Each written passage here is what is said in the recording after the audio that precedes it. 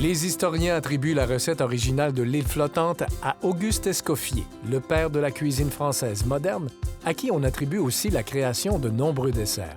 Mais la recette d'Escoffier diffère beaucoup de celle d'aujourd'hui.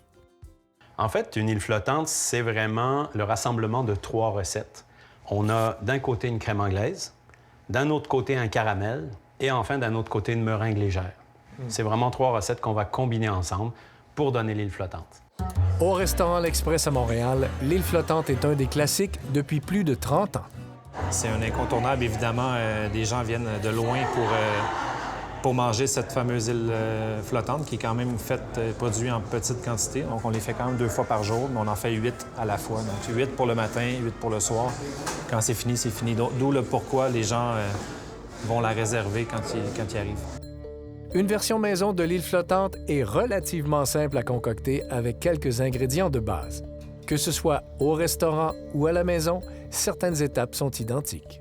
Dans un premier temps, on va clarifier nos œufs. Clarifier, ça veut tout simplement dire séparer les blancs des jaunes. C'est quand même intéressant de savoir que de monter des blancs, si on applique les bonnes techniques, sans blague, c'est facile. C'est vraiment pas quelque chose de compliqué. Est-ce que les jaunes nous serviront à quelque chose, M. Villeneuve? Alors, les jaunes, ça va être la base de notre recette de crème anglaise. Il n'y a pas de perte dans ce dessert-là. Pour monter des blancs en neige, ça prend plusieurs choses. D'abord, on prend une pincée de sel. Ça va les aider à monter. Battu à la main ou avec un malaxeur, on débute lentement, puis on accélère en ajoutant le sucre.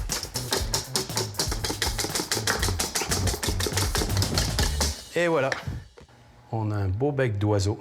C'est vraiment ça qu'on recherche.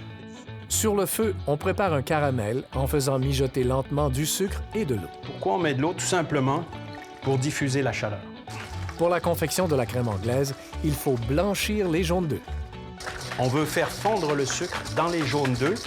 Vous voyez, déjà, il commence à blanchir légèrement. On a les œufs en neige. Oui. On a notre lait. Pour faire notre crème anglaise. Pour faire notre crème anglaise. On verse doucement.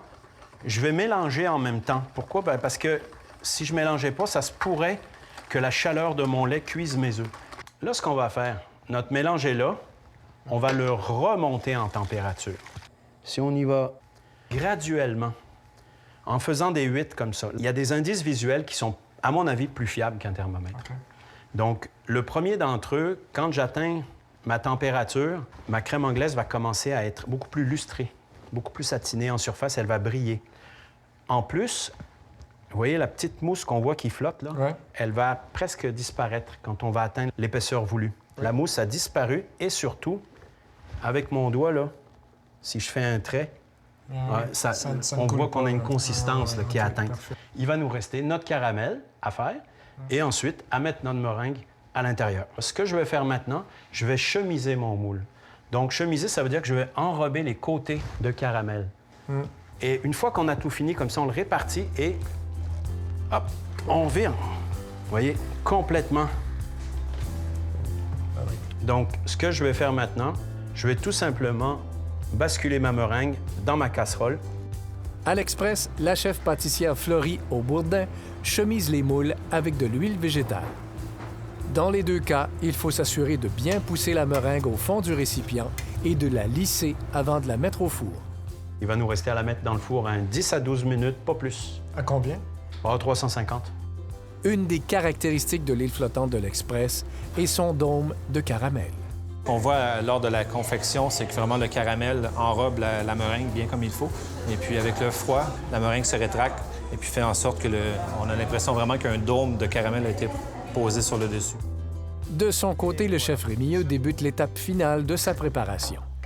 Et voilà, notre meringue qui descend tout doucement. On secoue pas la casserole, on la laisse descendre délicatement.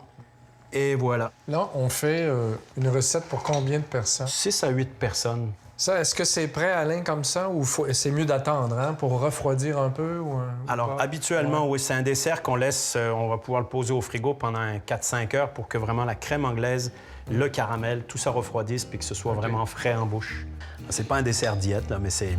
Moi, j'aime la légèreté de ce dessert.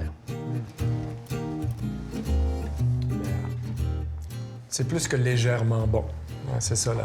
Ah ouais, c'est vrai que ça, c'est hautement addictif. On tape un bon petit coup sur... juste pour éclater. Et puis, on essaie de prendre un peu de tout là, en même temps. Là, on voit quand même, là, c'est très léger.